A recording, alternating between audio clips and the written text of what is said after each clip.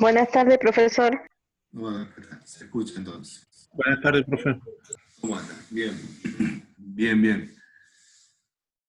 Bueno, ya completamos la unidad 1 con lo que vimos la semana pasada de la parte de potencial y energía potencial eléctrica. Y ahora nos adentramos un poquito más en la parte de la electricidad, concretamente dentro de la electrostática, para ver un concepto muy importante dentro de la parte eléctrica, que es la parte de los condensadores, o también llamados capacitores, y del comportamiento eléctrico de la materia a partir de los dieléctricos. Entonces, la idea es que hoy veamos qué es lo que es la capacidad, algunos tipos de capacitores o condensadores, cómo se pueden agrupar esos condensadores o esos capacitores, o sea, cómo se pueden unir unos con otros. Y también vamos a ver la energía que se puede almacenar en un condensador, de qué depende. El condensador plano, paralelo, que es uno de los más comunes que se estudia incluso en los laboratorios, y cómo se comporta la materia, los dieléctricos, a nivel microscópico.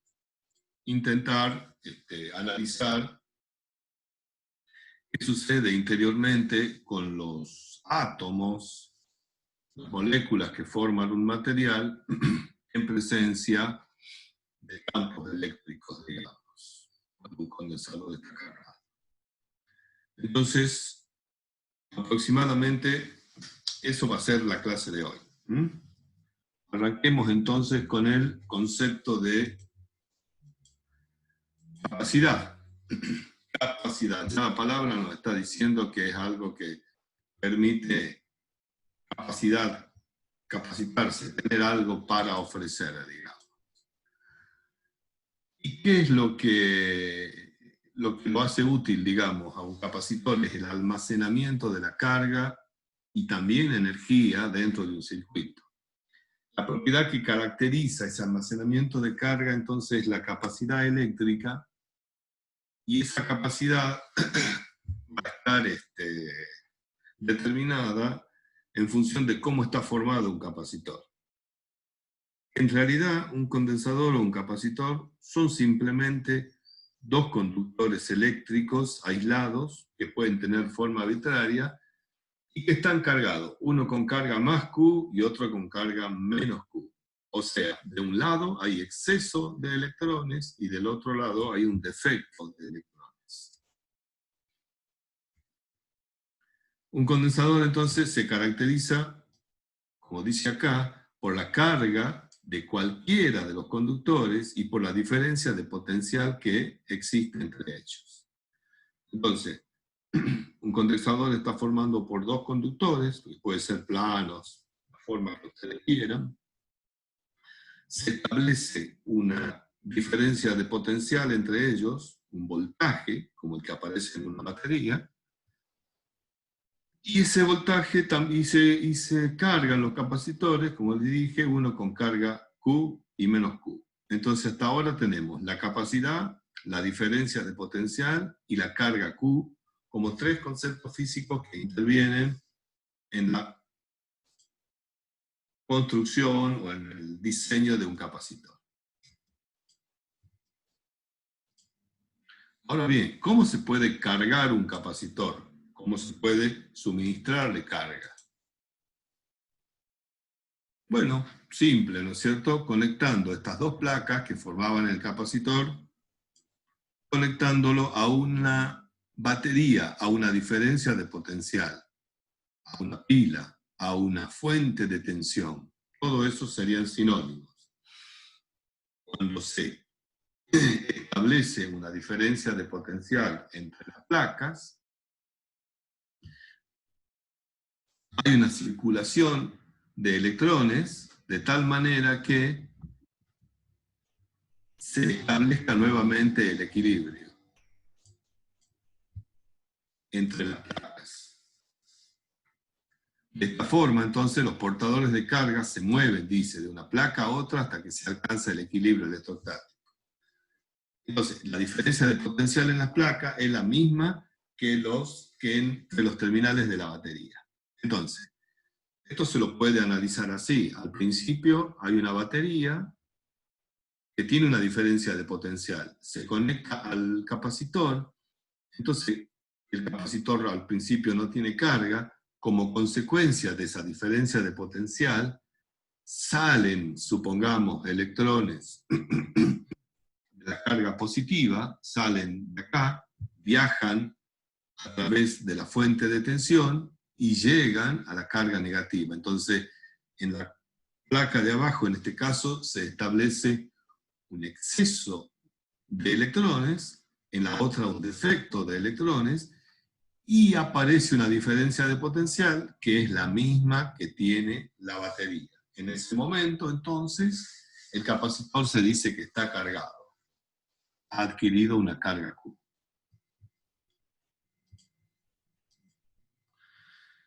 La relación que existe entre la carga y la diferencia de potencial es una característica propia de cada condensador. Entonces, la relación entre la carga y la diferencia de potencial lo caracteriza al capacitor. Y eso se llama capacidad, ¿no? Y se establece como Q sobre B. Entonces, la capacidad de un determinado capacitor es la relación entre la carga que puede almacenar cuando se le aplica una cierta cantidad de potencial, una diferencia de potencial B. La capacidad entonces depende, por supuesto, ya vamos a ver que depende de características geométricas, pero es la relación entre la carga que almacena y la diferencia de potencial a la que es sometido. ¿En qué se mide la capacidad? Entonces, la capacidad es un concepto nuevo. ¿Y en qué se mide la capacidad? En honor a Faraday, se mide en faradios. El faradio es la unidad para la capacidad eléctrica, para las capacidades.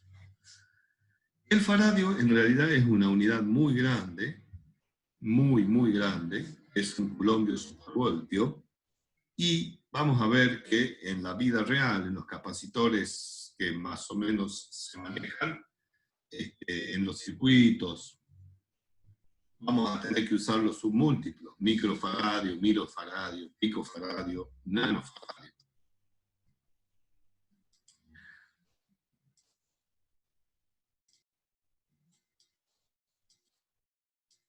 Bueno, acá está lo que les había mostrado al principio. En realidad está más esquematizado. Este es el conductor A, que tiene una carga positiva, el conductor B, que tiene una carga negativa.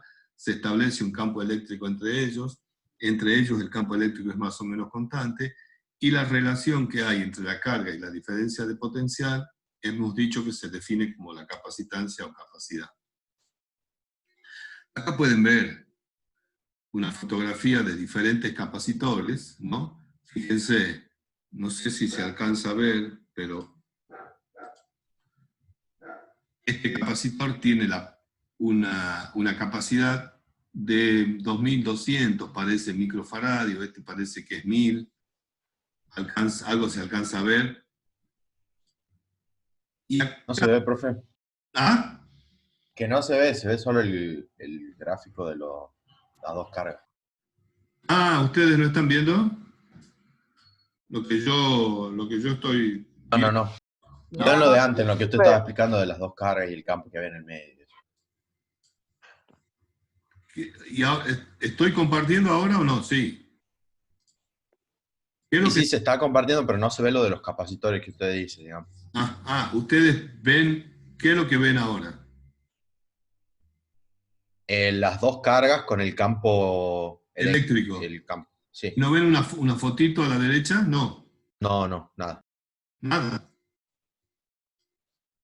A ver. volvamos de vuelta.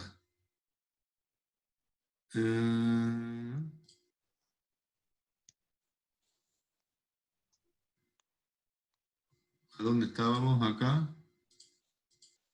Acá. Ahí sí se ve.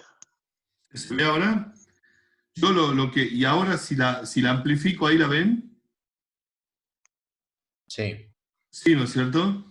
No, lo que yo les Sí. decía era, acá están, fíjense, esta es la cápsula que lo contiene, el capacitor, acá está uno de los cables, acá está la otra salida, que conecta, este cable conecta una placa, esta a la otra placa, acá aparece la capacidad, y esto que ven acá que dice 63 voltios, es la máxima diferencia de potencial que puede aceptar ese capacitor sin que se perfore, sin que se establezca un arco entre las dos placas y se produzca una ruptura dieléctrica.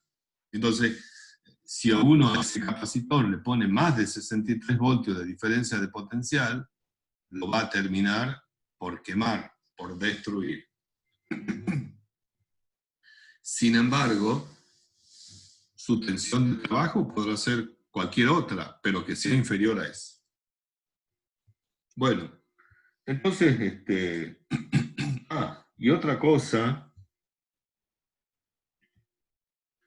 que los capacitores en un diagrama de un circuito van a estar representados por dos segmentos paralelos separados a una corta distancia, y estos cables perpendiculares a estos segmentos representan las uniones, digamos, los cables de salida que conectan la placa con otra parte del circuito. Este dibujo también puede aparecer, cuando aparece este dibujo que está aquí a la derecha, una línea vertical y otra arqueadita, como un arco de círculo, son los capacitores electrolíticos que tienen una polarización determinada. Pero no vamos a hacer hincapié en esa diferencia nosotros. Pero si alguna vez lo ven, bueno, entonces esto también es un capacitor. En algún libro, digamos. Bueno, ¿qué tipos de capacitores o condensadores? Vamos a analizar tres tipos. En todo caso, vamos a calcular la capacidad rápidamente de estos tipos de condensadores para ver bien de qué depende.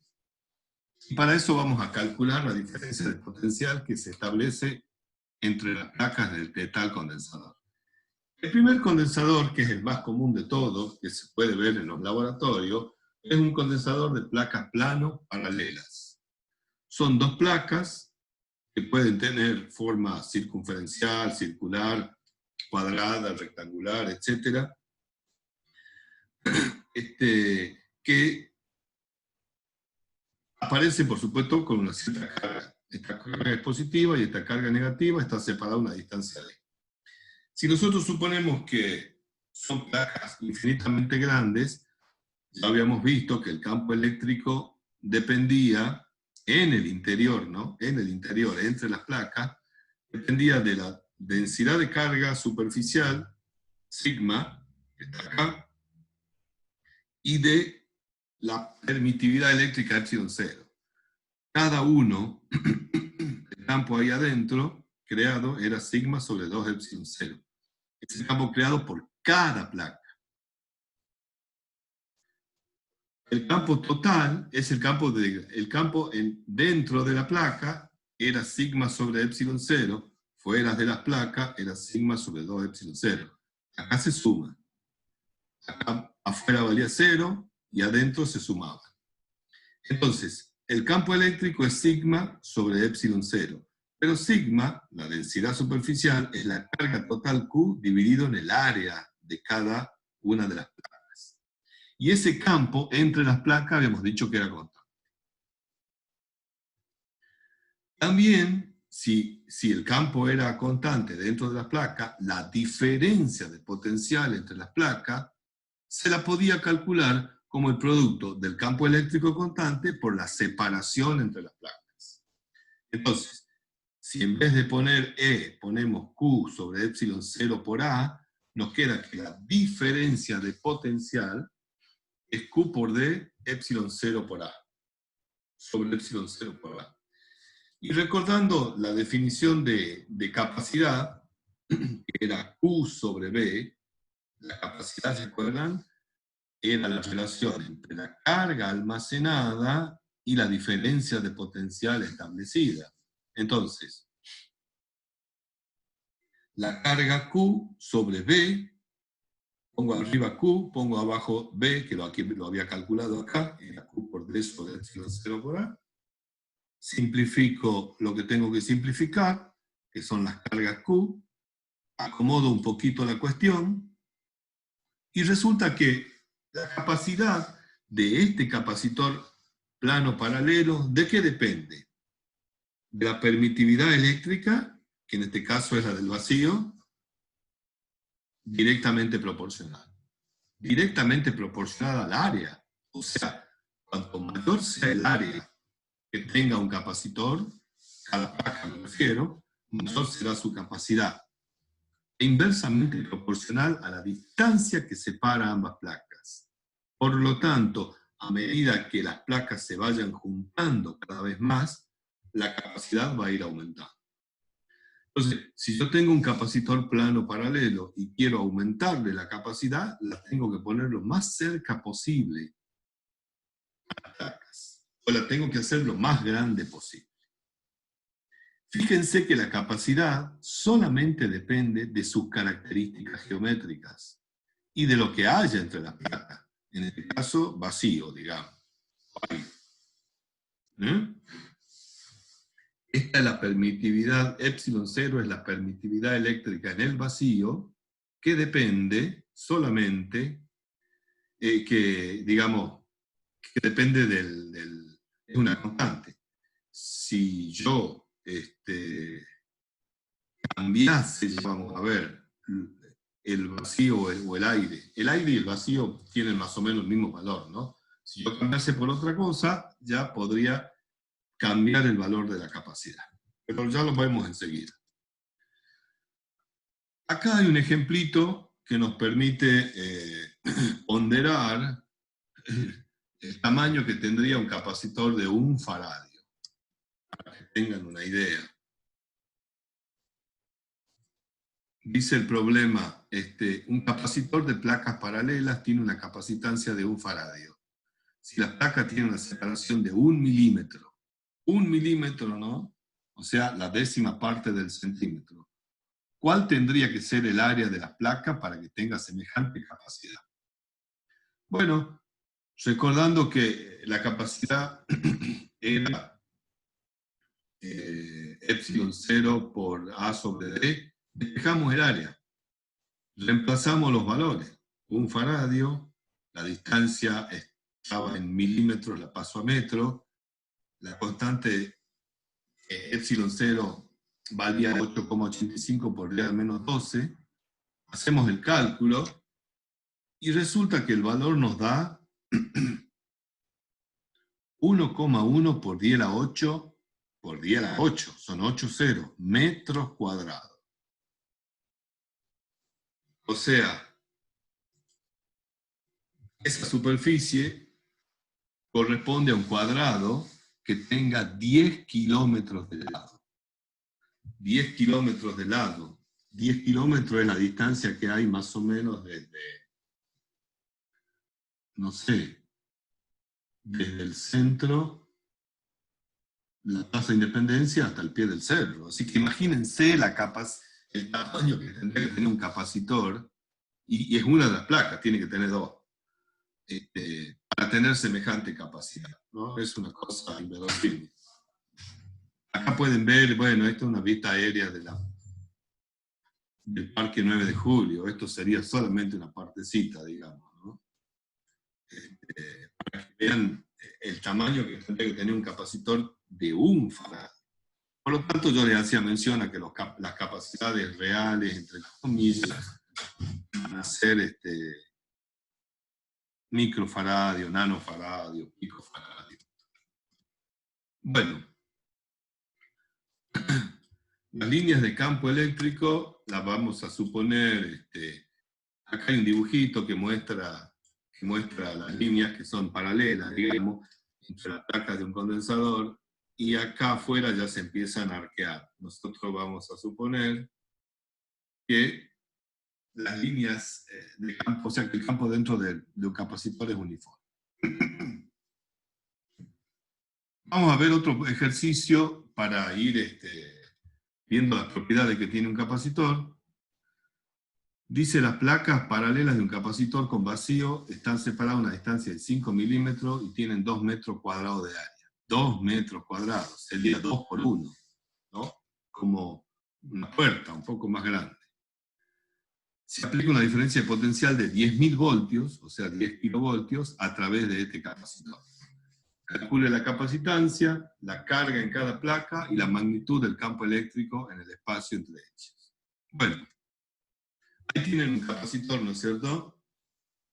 La placa 1, la placa 2, el aislante dieléctrico, que en este caso es vacío.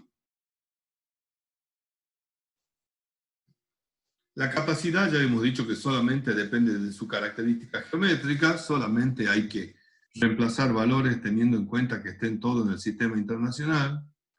Por eso a la distancia entre las placas las pasamos a metros, hacemos los cálculos y nos da un capacitor de 0,00354 microfaradios. Serían más o menos 3,54 picofaradios, ¿no? Si yo corro 3 lugares la coma todavía. Si quisiese calcular ahora, bueno, fíjense entonces, insisto, la capacidad solo depende de las características geométricas y de lo que haya entre las placas. Ahora, si quiero la carga, tengo que multiplicar la capacidad por la diferencia de potencial. La capacidad ya está puesta, ¿ve? En función de nano, perdón, nano era, nano, 10 a la menos 9 es nano, faradio. Entonces, si yo la capacidad que estaba acá en microfaradio la tengo que poner en faradio, o sea, en coulomb sobre voltio. Y para eso la tengo que multiplicar por 10 a la menos 9, ¿no? Multiplico por el potencial, que son los 10.000 voltios, y me da una capacidad, una carga Q almacenada de 35,4 microcoulombios, ¿no? Fíjense que de no usar la notación científica tenemos que usar los prefijos, en este caso los sufijos micro, nano, porque son valores muy pequeños. Y el campo eléctrico que hay entre las placas era sigma sobre epsilon 0, sigma es Q sobre A, y entonces el valor nos da, reemplazando, fíjense, ¿no? La carga ya está puesta en coulombio, el área en metros cuadrados, todo en el sistema internacional. Nos da un campo eléctrico de 2 por 10 a la 6 newton sobre coulombio, que también se puede escribir, ¿se acuerdan? Como newton, como voltios por metro. O sea que se podría decir que el campo eléctrico tiene 2 millones de voltios por cada metro de separación entre las placas. También es una forma de verlo. También se puede calcular el campo eléctrico, ¿no es cierto?, dividiendo el voltaje entre las placas sobre la distancia. Y nos da lo mismo. Acá ya está puesto en voltios sobre metro. Bueno, vean entonces, newton sobre coulombio equivale a voltios sobre metro, ¿no?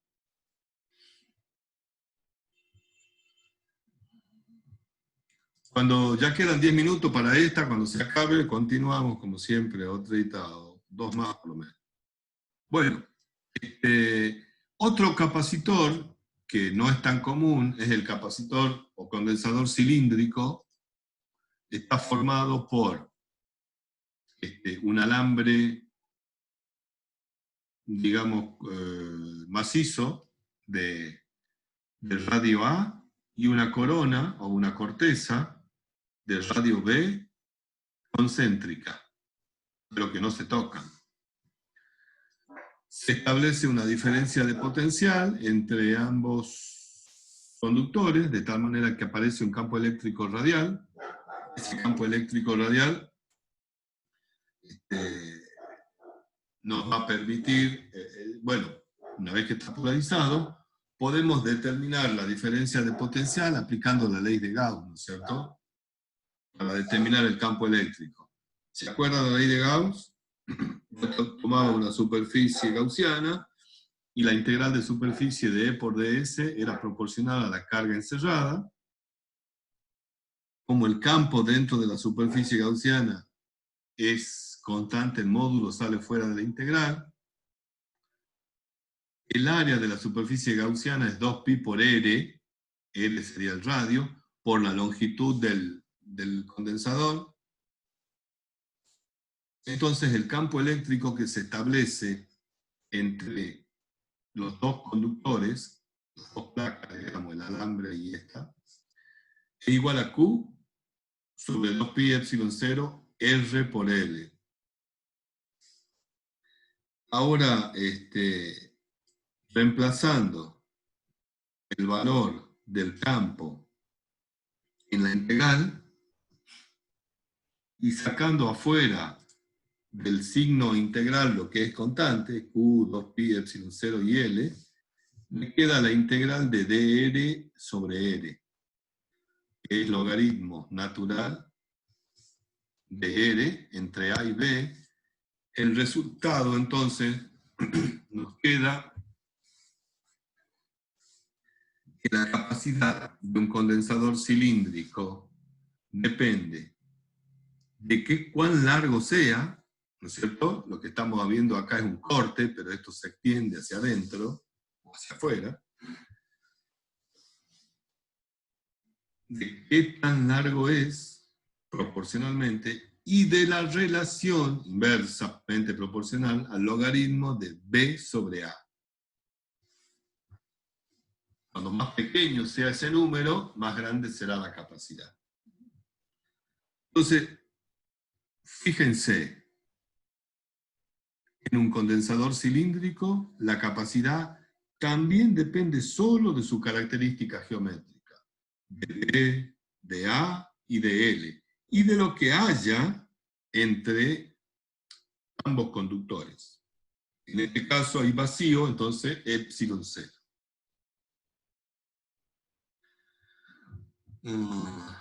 Quedan unos minutitos más todavía. Entonces, primero vimos el conductor, el capacitor plano paralelo, era epsilon 0 por A sobre L. Ahora el conductor cilíndrico depende de la longitud de la relación de B sobre A, logaritmo de B sobre A.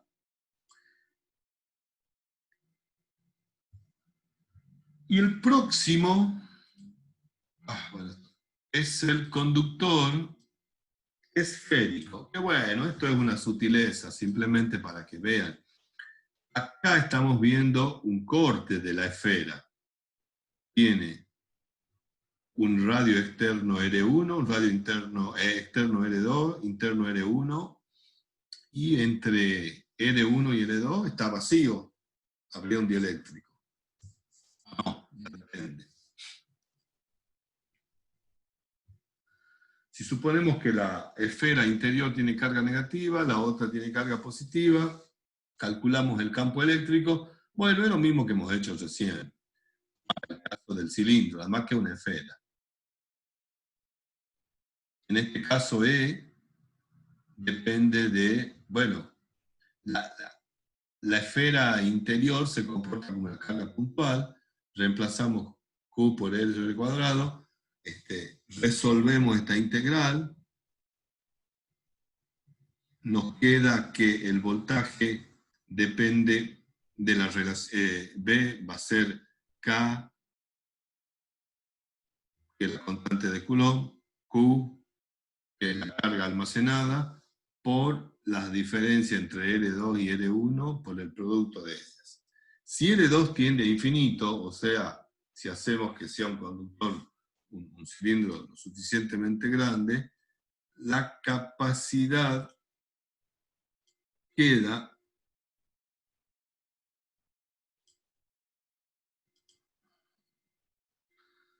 en función, bueno, fíjense acá a la izquierda, ¿no?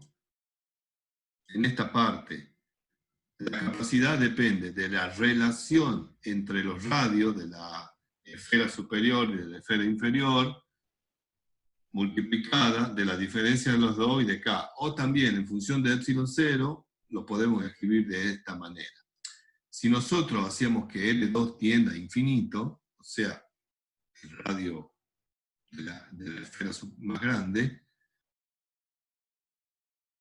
entonces directamente nos quedaría la capacidad de un condensador o un capacitor esférico aislado como C igual a 4pi epsilon 0 por L, donde R representaría el radio de la esfera, del capacitor esférico, el radio. Bueno, vemos nuevamente que para un capacitor esférico, 4 es constante, pi es constante, epsilon 0 es lo que hay entre las dos esferas, y depende de la característica geométrica, o sea, de qué tan grande sea. Cuanto más grande sea, mayor será la capacidad. Entonces, de todo esto que hemos visto, podemos llegar a la conclusión de que la capacidad de los capacitores, cuando hay vacío o aire entre los dos conductores, depende de las características geométricas, del tamaño, de la longitud, del área, de la separación, etc., entre los conductores, que forman el capacitor. Bueno, nos quedan 2 minutitos. Entonces, ahora que ya tenemos en claro la relación que hay entre la carga, la diferencia de potencial y la capacidad de un capacitor, y hemos visto que las capacidades dependen solamente de las características geométricas de estos aparatitos, vamos a ver qué pasa cuando nos ponemos a conectar capacitores, o sea, a unir capacitores de una determinada manera para ver cuál sería la capacidad equivalente que resulta de esa asociación. Entonces, vamos a ver primero la asociación de condensadores o capacitores en serie. En serie. ¿Qué significa que estén en serie? Bueno, para que la conexión de estos capacitores sea en serie, tiene que circular o tienen que cargarse con la misma carga Q. O sea, para que dos capacitores estén en serie, la misma carga Q tiene que establecerse en los capacitores, ya sean 2, 3 o los que fuera que estoy conectando. Entonces, acá podemos ver una relación esquemática. Ya la vamos a ver mejor en otro dibujito, pero acá a la izquierda aparece el primer capacitor. Cuando se corte ya enganchamos de vuelta. Quedan unos segunditos, creo. Tenemos un capacitor y dos capacitores que están conectados, en este caso, uno a continuación del otro.